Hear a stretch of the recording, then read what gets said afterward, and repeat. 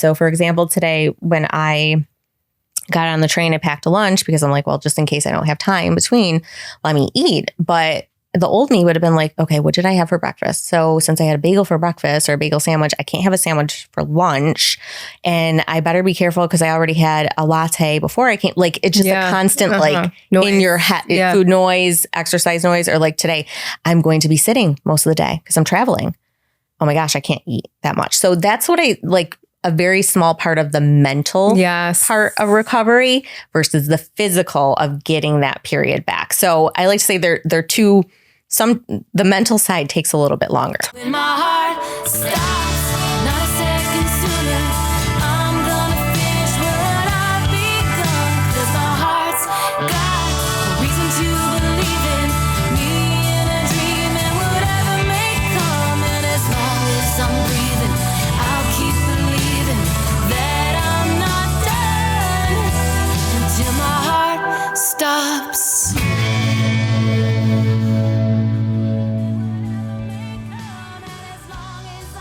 No secret that I love the Little Words Project bracelets. I have about 6 or 7 on my arm, ones that have been given to me, ones I've bought myself. I love giving them as gifts. I think they're so inspirational for me personally. They're nice little reminders throughout my day to have hope, to be, have strength, to be in good energy. I just love the bracelets so much. I love giving them. I love receiving them. And if you want to check them out and you want to give it as a gift or get one for yourself, you can use our code QTC for 15% off your first order. Welcome back, everybody, to Quiet the Clock podcast. We have such a special guest today and such an important topic that we're talking about. I have been, not that it's shifted, but I'm really passionate about bringing people on here to help educate us on our health, because I think there is such a large educational gap on women's health. So I'm so excited to have you here and be talking about what we're going to be talking about. Yes, I am so excited to be here. Thank you. Well, introduce yourself, please. Yes. So I am Cynthia Donovan, and I am a registered dietitian and mom of 2 and adventure enthusiast. Ooh. And I've been a dietitian, this is going to date me a little bit. I think 15 years. Yeah. So, but it hasn't always been in this realm. Yes. Yeah. So I love, what I'm finding with a lot of the guests that I bring on is that sort of their passion, their work stems from a personal journey. And I think that's the case for you too. So I sort of love to hear the direction your work took.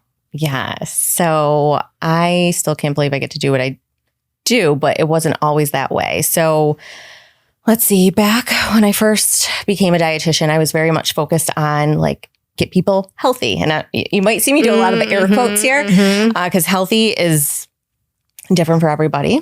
And so I really wanted to focus on getting them healthy in regards to weight loss and to being in their best body and dieting and eating healthy. And so anyways, that lasted for a little bit. And I went through all different realms of being a dietitian, through clinical, through home care, through being a professor at one point. And so I would say right before I got married, I found out I didn't have my menstrual cycle. I was on the birth control pill for years. Oh, okay. Okay. So this is kind of how it leads into what I do today. Okay. Yeah. So I was on the birth control pill for years because I had irregular cycles when I was younger. And that's the thing, just go on the pill. Your cycles are irregular. The pill is the treatment, which it's not. But we'll definitely get into that. Yes. So I'm going to try to put this journey together because it's kind of a long one. Came off the pill, no period. Doctor said, oh, that's normal. And it's not. And so sorry, let me just stop you there. Was there at the point something inside of yourself that said this is not normal, or did you trust what the doctor was saying? It was a little bit of both. Okay. It was a little bit of he's the doctor, I should listen. Mm-hmm. But also I had an intuition of I'm not going to be able to have kids when I want. I just had this feeling. Yeah. And I wasn't ready to have kids at the time. I wanted to wait maybe 5 years into marriage. That was the plan, to have kids before 30. The plan, the air quote, the plan. Yep. So that was my bit of a clock at that particular time. So I ended up getting married. But during that pursuit of getting married, I was always healthy. I was exercising regularly. But once I knew I was getting married and I was going to be in this dress and everyone was going to be looking at me. Like health went to a whole new level. I started like, I don't want to call it restricting because at the time I didn't feel like it was restricting, but I was. I was eating really quote unquote healthy. I was exercising sometimes up to twice a day. I looked great. So everyone said, so I felt. And so still no period. And then I'm like, well, I don't want my period for the wedding. Like that would be horrible. Yeah. Well, little did I know it wasn't coming back anytime soon, but I went back on the pill and I got a period, which isn't a real period. And we'll get more into the myths of birth control. But so I was married, came off the pill again. I'm like, well, I want to just make sure like everything's okay now. And no period.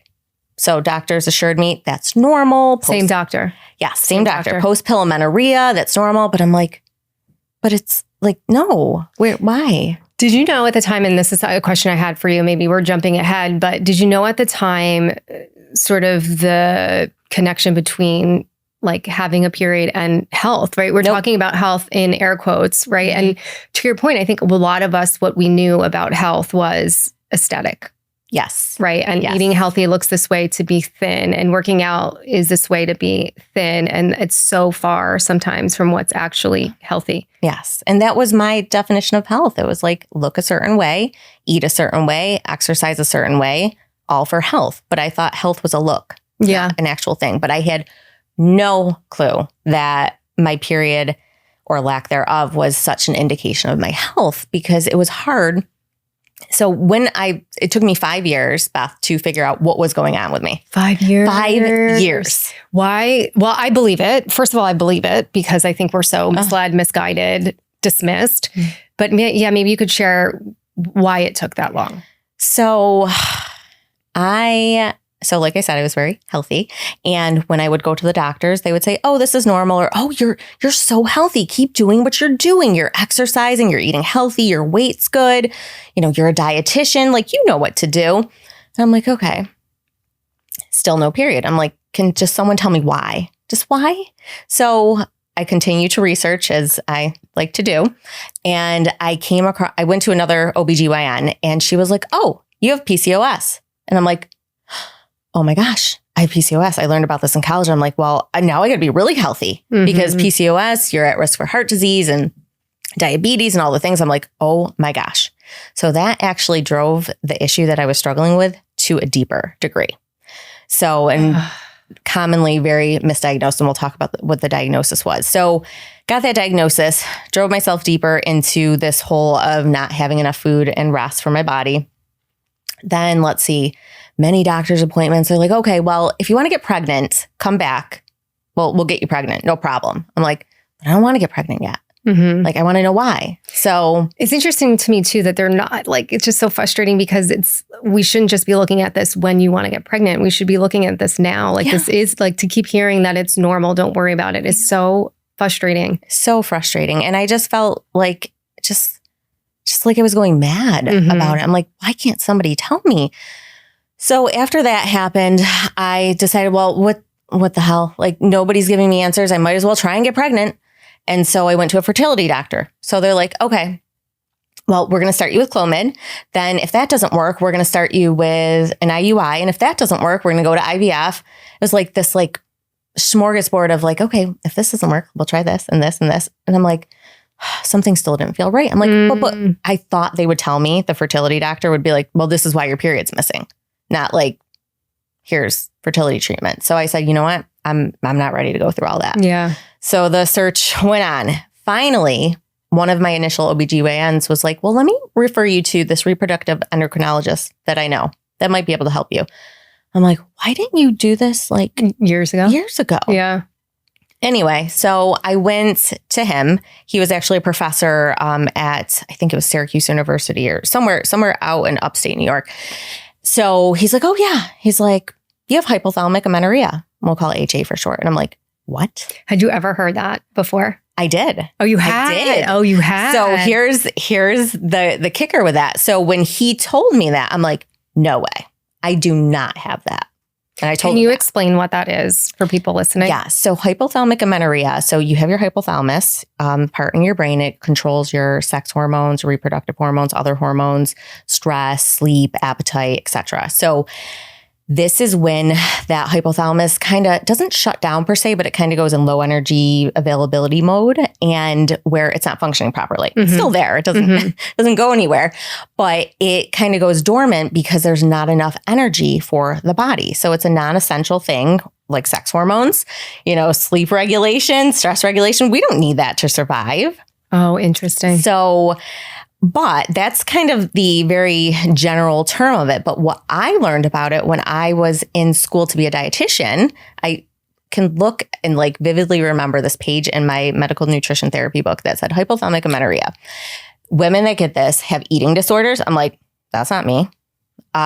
Women that are athletes, I'm like, that's not me. Women that are really low body weight, I'm like, that's not me. I don't have this. No, that's impossible. Wow. But I did. And here's the thing. Did I have an eating disorder? No. Did I have disordered eating? Yes. But most of the world has disordered eating. It's very common to be very hyperfixated on what you look like, what you're eating, how you're exercising. So I'm like, well, that's just normal. So I didn't see anything. And I'm like, my weight was normal. If anything, I was close to a overweight BMI, which BMI is a crock. But that's another story. So I was like, no. I told the doctor, I was like, no, I don't have this. And here's the thing. What I kind of knew at the time the treatment was more food and more rest. And I'm like, but no, that doesn't make sense. It's so counterintuitive to everything that you've been doing. Yes, of course. And so I'm like, no, because then what's that mean? More food, more rest. Weight gain. And I'm like, how could that be healthy? But at the same time, I didn't have a period. I wasn't healthy. So it's and I find so many women are caught between these two worlds of wait, this is what I have to do to get my period back?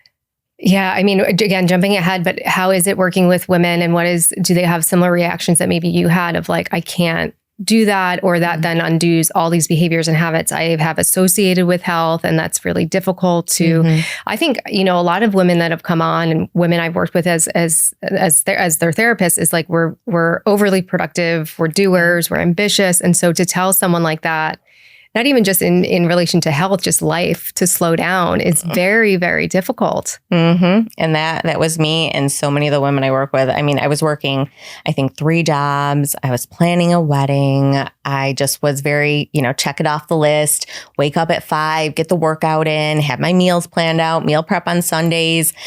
And yeah, it's so many women struggle with when they do find out this is what they have, because again, their doctors have told them X, Y, and Z, or they're caught up in this thing of what health is or what they think it should be. Yeah. And now I'm telling them no, we need more food. We need more rest. We need to slow down. And it's they believe me, but it's also very scary because the weight gain thing comes in, and everything we quote unquote worked so hard for. I mean, I used to be in the gym almost 2 to 3 hours a day, not every day, constantly doing and going. And I'm like, but I was so disciplined. I worked so hard for this. This just doesn't make any sense. It almost feels like someone is taking something away from you. Yes. I was losing my identity. Yeah, I'm I don't know myself. Yes. I'm the athletic girl. I'm the dietitian. I was doing CrossFit at the time, and I was one of the top athletes at the gym. I didn't miss a day of CrossFit. I'm I can't take a rest day. I'm going to lose my quote unquote fitness or everything I worked so hard for, which is so untrue. Yeah. That's just not how it works. So hopefully we'll be able to talk a little bit about that. Yeah. So tell me, from diagnosis to healing for you, how is it for you, I guess, to make this mindset shift of okay, these are the things that my body does actually need. These are the things that will help me get my period back. So at the time, and this is very suiting for your podcast, is that I was approaching 30. I don't know what it is about the age 30, but I was approaching 30 and I had gotten married. So I went to college, I graduated, check the box. I got a job, I married my high school sweetheart. I then, got married, and then I was like, okay, it's time for kids. This was about 5 years later during my pursuit. And so I was approaching 30. I was like, well, what if like this whole eating more and resting more thing doesn't work? And at the time, there was not a lot of resources out there about HA. There's a really great book too. It's called No Period Now What, written by my colleague, Dr. Nicola Sykes. And there was no resources. So I'm like, I don't know if this is going to work. So I'm like, I'm going to try fertility treatment. And the doctor said, you're not going to get pregnant with like Clomid or something like that because your hypothalamus is quote unquote shut off. And so I decided to pursue fertility treatment. I'm like, well, what if it takes 10 years? What if I don't become a mom? What if, what if, the unknowns, the uncertainty. So I decided to start with injectables and IUI. It failed 2 times. And I think I got pregnant on the 3rd. And at that time, here's the thing, women with HA, they can get pregnant naturally. If I waited a little bit longer, could I have gotten pregnant naturally? Probably yes. But I was still probably not eating as much as I should, resting as much during this fertility treatment, because fertility treatment, as we know, is not like, oh, well, you want to get pregnant, just go get fertility treatment. It just magically works. Oh my gosh. Yeah. Right? My fertility journey started November of 2023. And I think it was probably a year until I realized like I'm still running full steam while trying to also do this I'm like, what am I?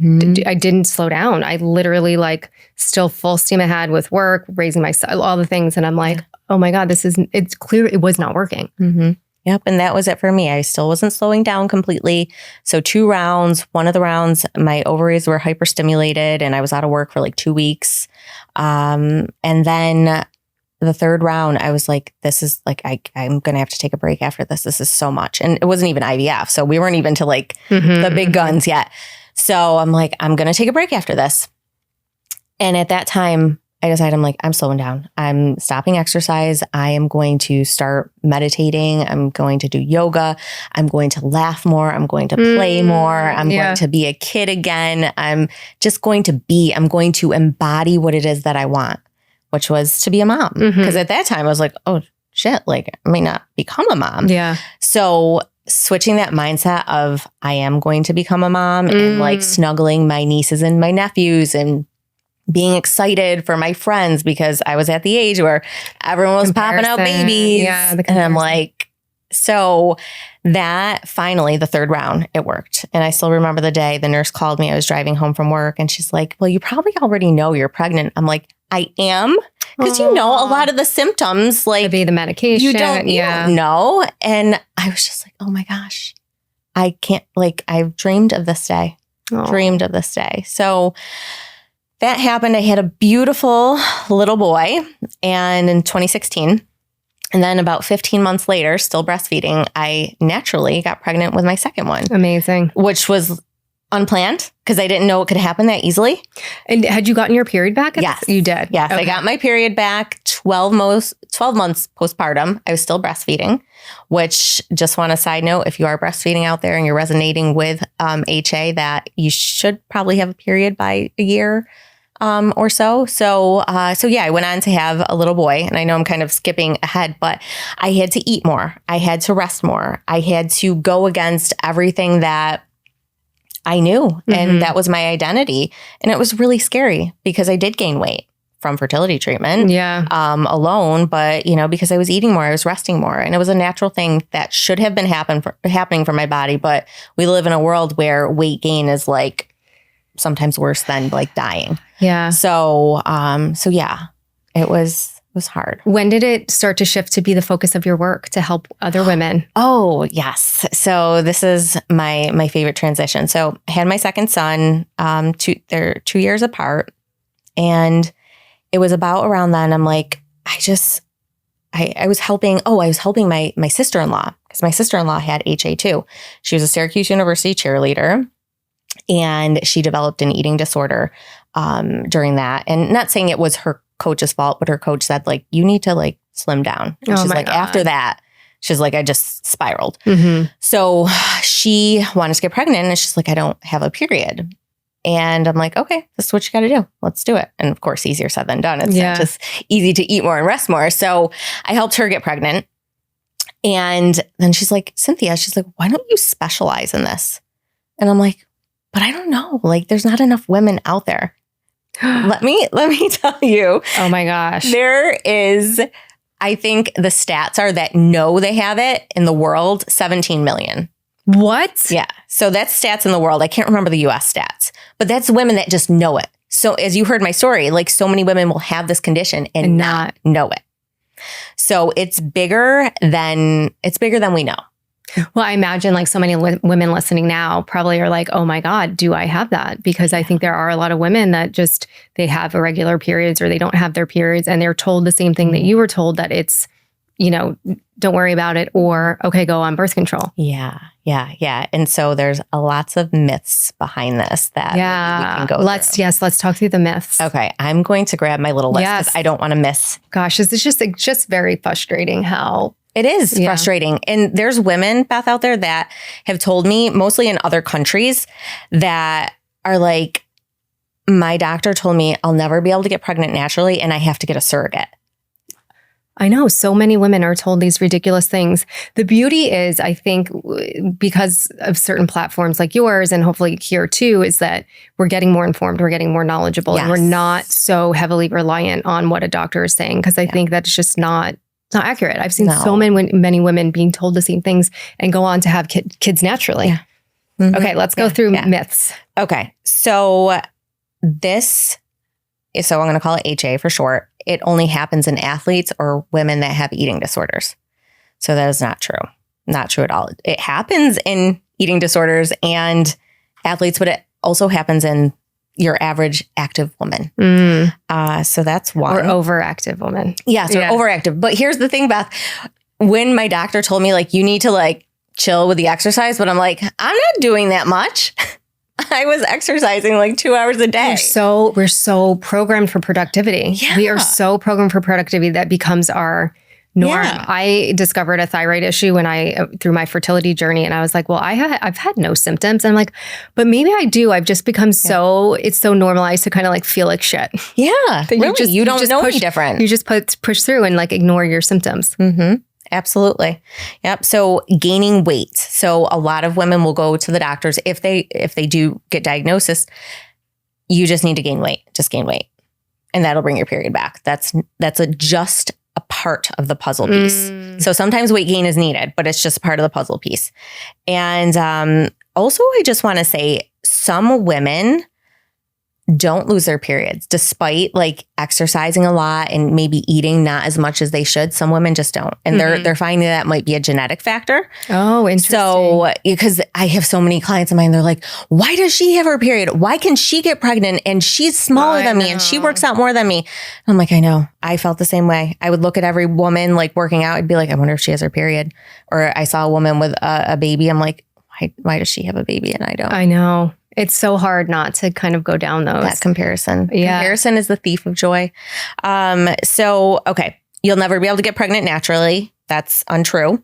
Birth control pills or progesterone will kickstart this period. That it couldn't be farther from the truth. It is a synthetic hormone. Once you remove it, that's it. It does not, it's out of your system. It's not doing anything. What are your thoughts on birth control? It's such a controversial topic, and I feel like it feels like the go-to answer for doctors sometimes. It's like, just go on the pill without any like education on why or what it will do or side effects. Yeah, and there's a lot of them. So my thoughts in relation to this condition of HA, and it's actually by the Endocrine Society in the US, like the oral contraceptive pill is not recommended to treat HA. So, but my thoughts on it is that if you're using it to prevent having kids, you know, that's your choice. When my clients get their periods back and they're fertile again, I'll say I recommend the copper IUD because it's non-hormonal, but that also comes with risks. Yeah. So, but there's also fertility awareness method where you can track your fertility and do it that way if you feel comfortable.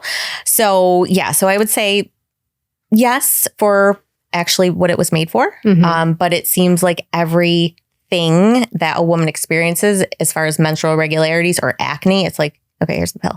Yeah. Yeah. So that I don't agree with. Yeah.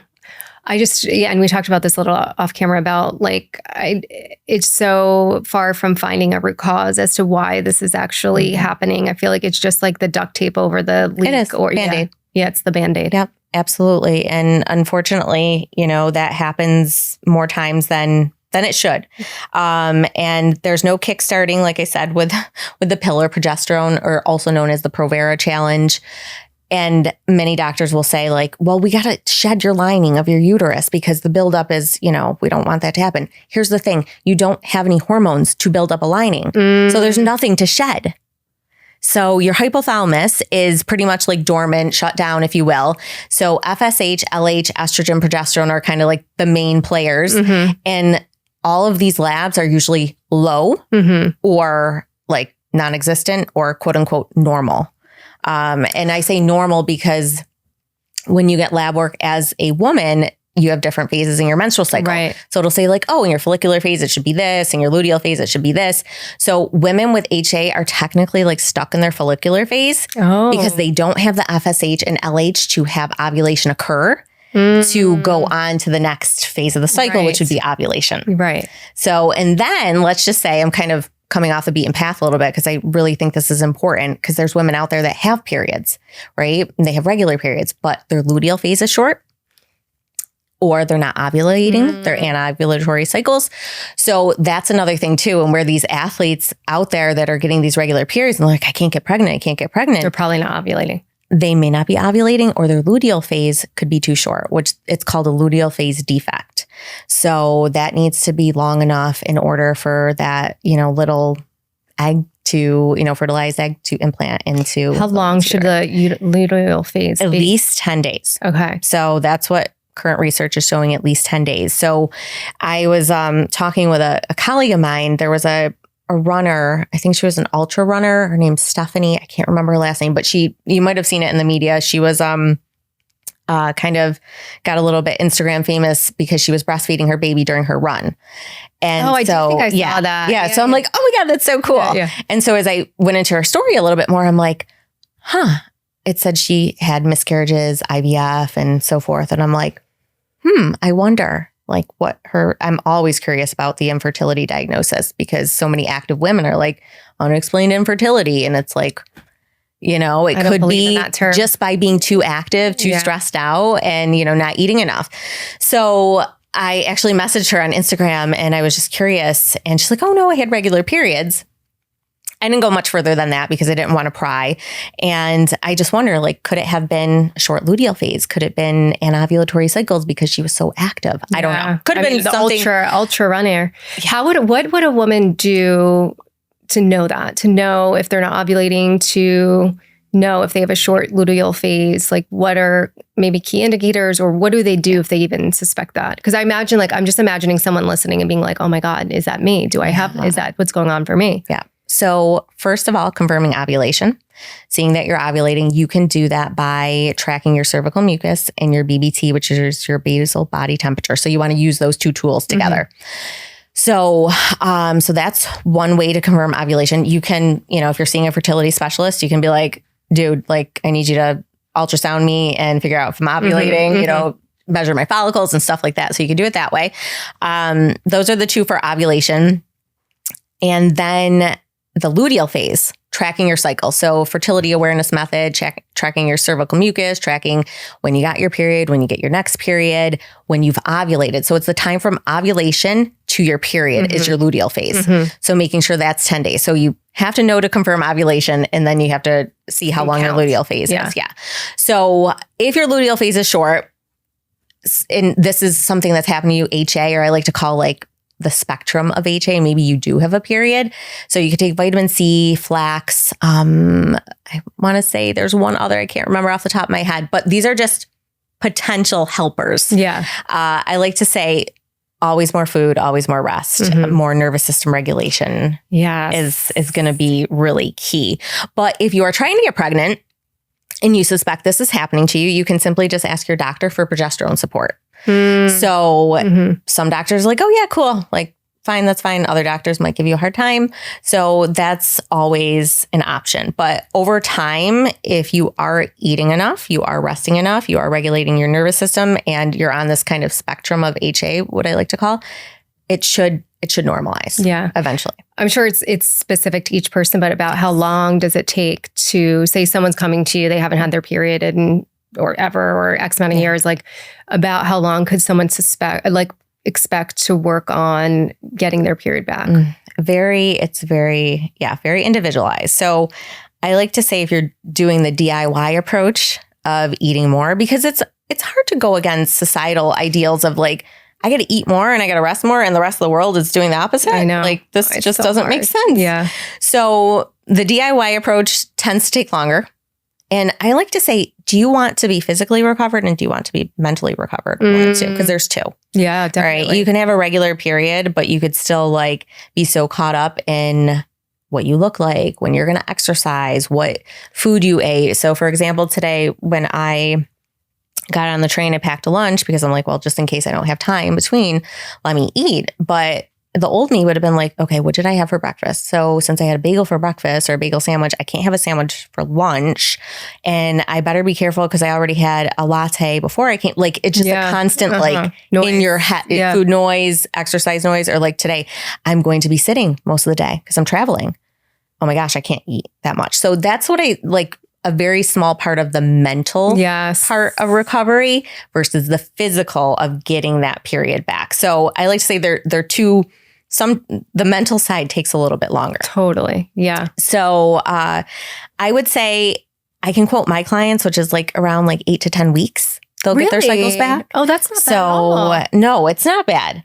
But it's also dependent on how deep do you want to dive? How quickly? Yeah. Like, do we want to really, overcome a lot of food fears right away? Do we want to take it a slow and gentle approach? So it's very individualized. And I like to meet women where they're at versus being like, okay, just eat a shit ton of food and rest and then have your mental health go crazy because you're completely doing the opposite of what you know. So it's this fine balance of like, how much food do we, how much rest do we do without stressing the nervous system more? I relate to that so heavily because through, as I'm going through my fertility journey and especially finding out about the Hashimoto's and the thyroid, it's like I'm trying to do no gluten, I'm trying to do no dairy, and you start to put in all those restrictions. And I was never someone that had disordered eating. I've been around it, but I could see how that could re-trigger.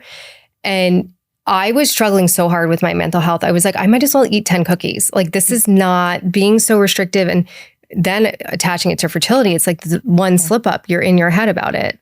So yeah, the mental piece is so huge. And I think finding that balance where you don't sacrifice your mental health because then your nervous system is through the roof. Yeah. So it's a fine balance. And like, I have so many women that come to me before, like almost like, I don't want to say I'm the last resort, but they've been to the doctor, they've been to the functional med, they've tried acupuncture, they've done all the things.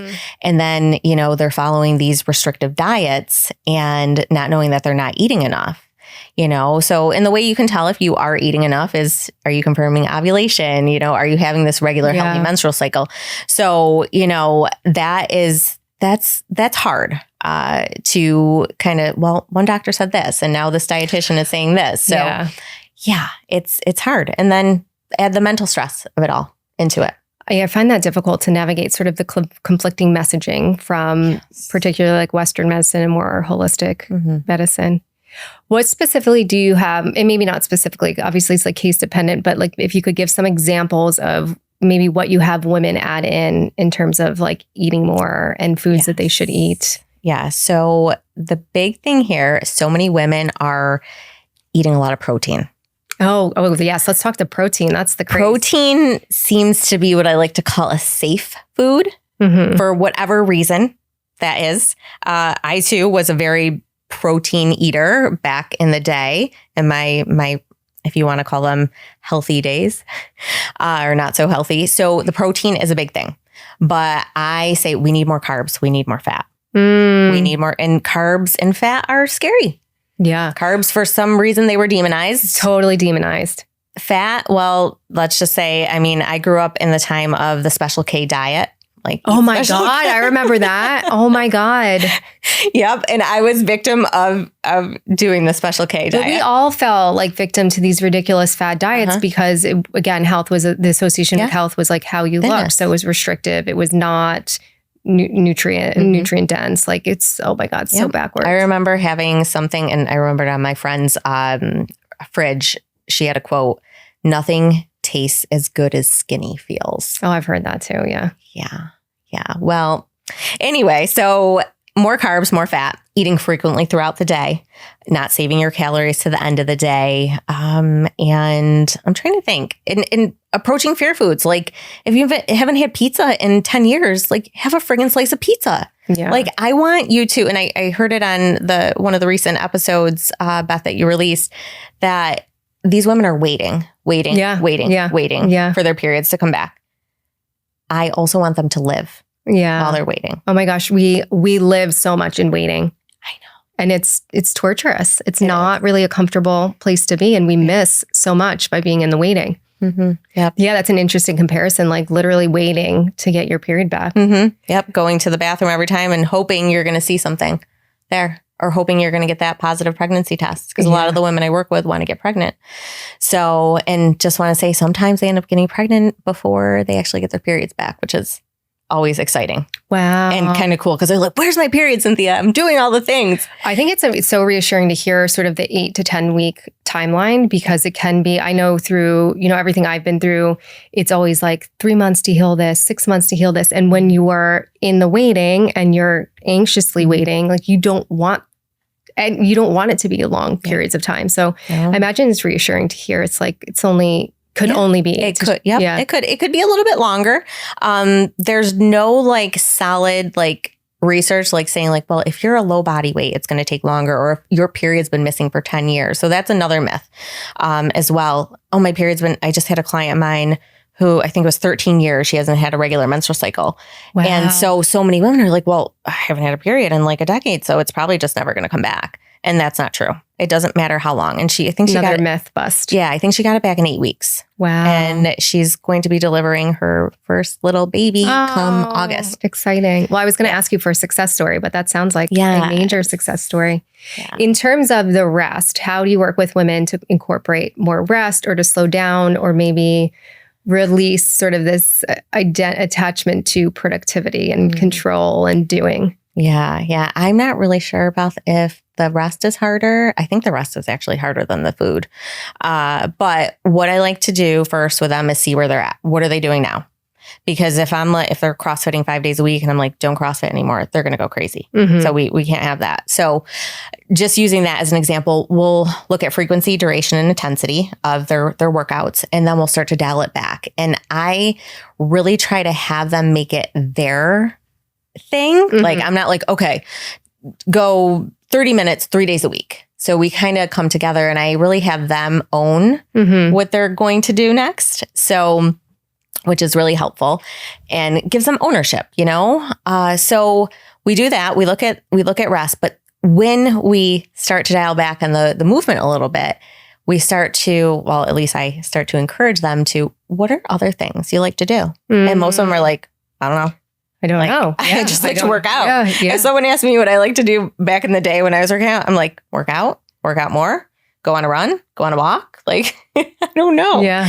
So I really hope this is an opportunity for them to uncover a layer of themselves to know what they really, truly enjoy. So we start with ideas. Some women are like, yeah, I used to play guitar back in the day. All right, well, let's start guitar. I'm an artist. Well, when's the last time you painted? I don't know, like 7 years ago. Wow. It's almost this abandonment of things that we actually do enjoy and love, and probably regulate our nervous system for what society tells us we should be doing. Yeah.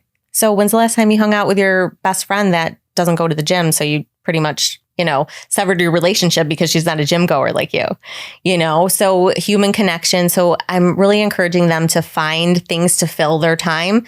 So not only is it bringing them more life and more joy, but it's also like kind of making them feel productive still, but in a more beneficial way to the body, if that makes sense. Yeah. So it's a fine line because every woman is different, finding what they like and what they feel comfortable doing. Like if they're up for meditation, I'm like, yeah, let's let's do that. Yoga. I didn't start yoga until finally I knew I had to quit working out so intensely because I have to get a sweat in. Like it doesn't count unless I get a sweat. It doesn't count. Yeah. Yeah. So, finding other ways to fill their time. And so many women after the fact, maybe it's not even a month, maybe it's 3 months, however long we work together. They're like, oh my gosh, like I found my love of, being outdoors and just reading a book and slowing down. I'm sleeping in. I'm taking naps. Oh, I love when women are like, I took a nap. I haven't taken a nap in 10 years. A nap is, I know. I don't really nap either, but when I do, I'm like, why don't I do this more? This is amazing. I know. So, but a lot of times because their nervous systems are so dysregulated and with the lack of food, which will already dysregulate your nervous system off the bat, they can't nap. Their bodies physically won't let them nap. That's so interesting. So one of my clients said, I fell asleep on the plane. I've never fallen asleep on a plane before. I'm like, that's freaking awesome. What is it like for your clients to sort of discover this new sort of association of health? Do they feel empowered? Do they feel like, what's the emotion around finally kind of understanding what's actually right for their body versus what they've been doing? It is just, oh my gosh, for me, like I love when women get their periods back, they get pregnant. That's awesome. And it's amazing. But when they tell me that they're living their life more freely, that is like the ultimate prize as a practitioner. So where they're like, my husband said, I'm laughing so much more, or he's so excited to take me out to dinner because I'm no longer researching the menu beforehand and, saying we can't go here because they don't have the type of dressing or whatever. So it's just living a more free life without this extra layer of thought on them. So laughing more, just being more present, enjoying life, living life. Yeah. So it's so much more than just getting your period back. It's like getting your life back. Yeah. That's what I usually say at the end of my podcast. I'm like, period. I want you to get your period back. I want you to get pregnant, but really I want you to get your life back. Yeah. It's so intertwined with a lot of what we talk about on here. Is sort of just undoing these narratives and these shoulds and all these messages that have been ingrained in how we're supposed to do things, how we're supposed to work out, how we're supposed to eat, what is the meaning of health. And it's I imagine in the beginning, a lot of work to like undo all we've known for so long and then rebuild what is actually healthy for our bodies. Yeah. Cause I know for me, I couldn't see past where I was. I couldn't picture myself any other way for whatever reason that was. I'm sure it was part because I wasn't eating enough. And when you don't have enough food, the rationality of the brain is just not really there. So yeah, it's really hard to imagine what your life could be like. Yeah.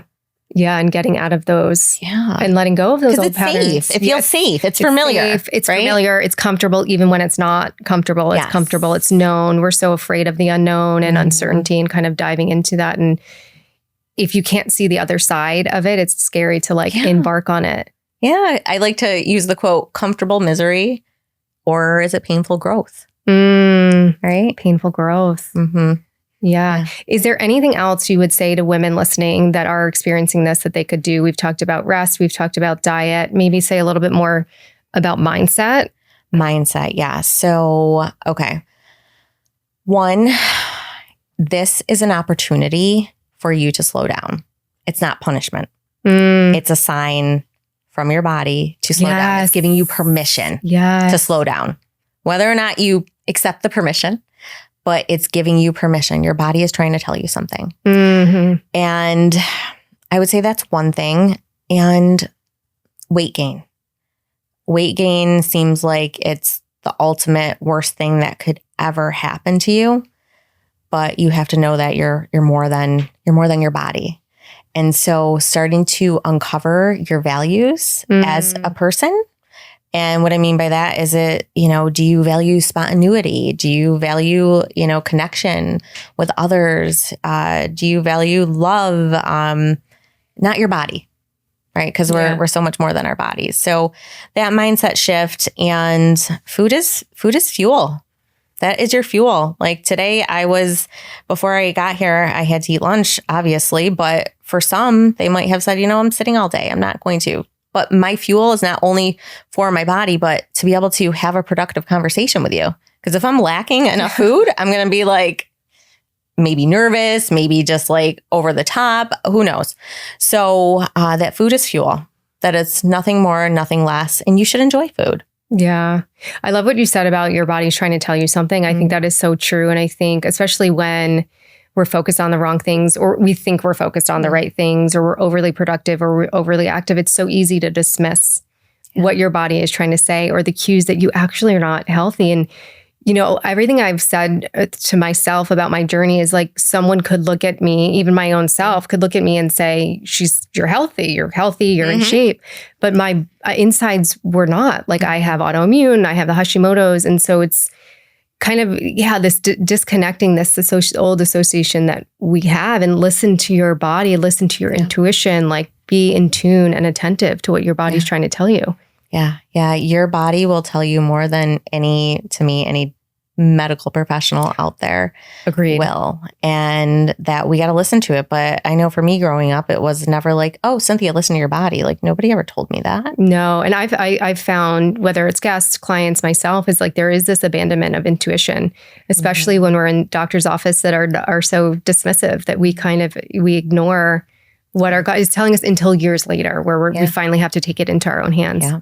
When there's an actual, like, you can see that red flag versus before. But the woman's cycle should hopefully one day, Beth, will be considered a vital sign.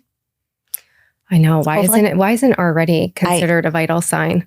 It's beyond me. It's beyond me. It's not even considered a vital sign when you go to the OBGYN. It's like, when was your last period? Oh, okay. 6 months ago. Could you be pregnant? No. Okay. That's so wild to me. And that's why this conversation is so important. Like, it is my goal, and I know it is your goal too, to educate women on, what is normal, what is not. Listen to our intuition. Let that be the guide, not what the doctor is saying. And knowing what's actually true and what's actually possible. Like, it is possible to get your period back. It is possible, if you have HA, to get pregnant naturally, and not allowing dismissive, maybe potentially uneducated doctors tell you otherwise. Yeah, absolutely. And, hopefully over time, there's going to be a lot more research on this particular condition, because there's not a lot out there right now. And I just want to say, one of the other myths is a lot of women that have HA are misdiagnosed with PCOS.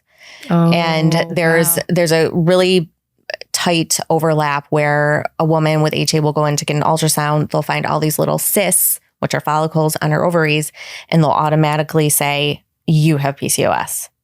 And that's not the case. As you heard me mention before, when we have HA, it's almost like our bodies are stuck in the follicular phase. So we got all these tiny little follicles in our ovaries, but they can't get anywhere because we don't have the FSH, the LH to get them to the next phase. So doctors are misdiagnosing those as cysts and diagnosing with PCOS. Which happened to me, because and as soon as I found out, I thought I had PCOS, it drove me deeper into HA. Less food, more exercise. So that's a big thing. And right now, I think there's, I don't know how many thousand original publications on PCOS. There's over 100 on HA. Wow. So doctors are getting more information on PCOS than HA. So I can't really say I could get mad at them for that. But is the symptom of, I should know this, but is a symptom of PCOS also a missed period? Is that? So yes, it can be a missed period, but not for if your period's gone for a year, that is not PCOS. Yeah. So I would say when you have PCOS, you are still cycling in some capacity. Women with HA tend to have zero cervical mucus or just a little bit. So that's another good. Yeah, another good indication. Yeah. Women with PCOS are going to probably have cervical mucus. So that's one indication, but there's Rotterdam criteria for the diagnosis of PCOS, which you have to have 2 out of 3, which is polycystic ovaries, missing a regular cycle, and androgen levels that are high. Typically, the woman with HA has the polycystic ovaries and she has the missing period. So bam, PCOS diagnosis right there. So that needs to be adjusted, that criteria. But if your doctor is diagnosing you with PCOS just by ultrasound, that get more testing done, get more answers. And if you don't have answers from that doctor, I don't know. Anytime I have an issue now, Beth, I'll go to Instagram or TikTok and be like, let me see what's what there before I hate to say it, like trust someone else. And there's a lot of knowledgeable doctors out there, don't get me wrong. But yeah, so that's a big one, the PCOS. And so many women will go on and be like, well, I have PCOS. It's like, no, your period's been missing for like 5 years. You do not have PCOS. So yeah, and to your point, it can send you on a different rabbit hole where it's triggering what you actually have. It really is like a mystery where you have to dig and you have to be the one that solves, and you have to be the one that gets to the right diagnosis. Yes. And that's exactly what I felt I was doing for 5 years. It was just like this, like collecting all these puzzle pieces in hopes that this puzzle would make sense. And at one point, Beth, I just remember I was asking a doctor for more lab work. And this is before I got the HA diagnosis. And I just hung up the phone. I started crying. He would not give me the lab work that I wanted. Oh my gosh. I know. You have to push so hard. I'm just like, I can't do this anymore. But guess what? I'm so glad I did, because A, I have 2 beautiful boys. B, I get to support other women doing this so they don't have to go through 5 years or 1 year or whatever it may be. So my, hardship really turned into such a blessing. And not only that, I get to live my life freely now. Yes. I mean, that's kind of what I've held on to through my journey. The silver lining is I have really come to learn and understand what health truly is. Because I was one of the ones too, like not eating the right way. I thought I was eating the right way. I thought I was exercising the right way. And, while the journey has been hellish, I always say the one silver lining is I have become so much more well-informed on my body and what is actually healthy. And it's changed so much of the way I live my life. And it feels really good. It feels really empowering. Yeah, I just love those stories where we can turn these hardships into something really beautiful, and especially the ability to pay it forward to other women so they don't have to walk this journey alone and so blindly. Yeah, really, very blindly. Almost double blinded sometimes. Yeah. Is there anything else you would want to say? Some parting words for our audience? This has all already been so amazing and helpful. Yeah, I would like to say, if you resonate with this and you're like, wait a minute, like eat more, rest more, potentially gain weight. That sounds like the worst thing possible. This is your opportunity to really slow down and reconnect with your body. Because when I was going through this, I literally felt separate from my body and not connected. And there's this quote. It's, I said to my body softly, I've been waiting my whole life. Wait, I can't remember the exact quote, but it said something like, I've been waiting my whole life to be your best friend or something like that. I'm totally butchering it right now, but it was just like, become friends with your body, become one. Like your body does so much for you, but this is the opportunity, even though it feels like so against societal ideals and all the things that you've worked so hard for. This is really an opportunity to not only restore your fertility, your health, but like become a more connected, deeper version of yourself. It just sounds so beautiful when you attach health to that and those habits to that.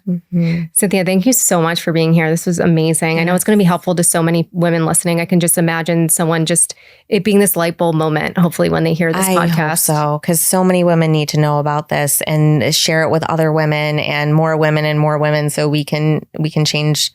It sounds maybe a little cheesy, but we can change the world when it comes to women's health. Oh my gosh. Hopefully we're moving in the right direction, but we still have a long ways to go. Please, before we wrap up, tell everybody where they can find you.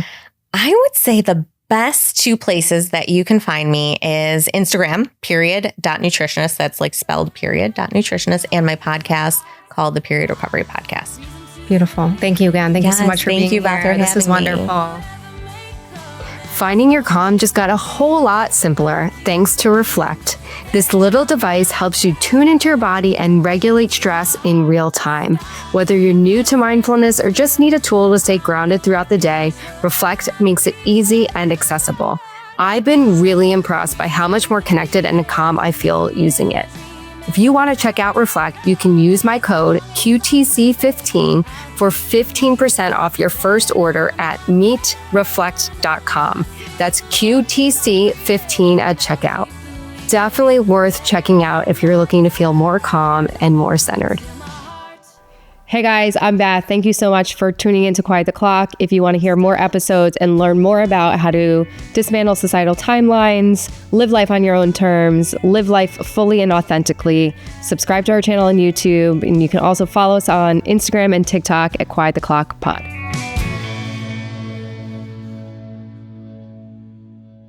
You guys, I'm really excited. We just created all this amazing merch. And so if you're loving the podcast and you want to support our cause and continue to hear amazing episodes, please support us by buying some merch. I am living in these sweatshirts every day. We have a range of colors. We have hoodies, we have mugs, we have hats, we have journals. We have all of the things, and I love having them on because it's just a reminder to quiet the clock, to slow down, to like let life unfold and be happy. So there's meaning and purpose behind wearing it too, which is a nice reminder. So check out our website, quiettheclock.com, to get your merch.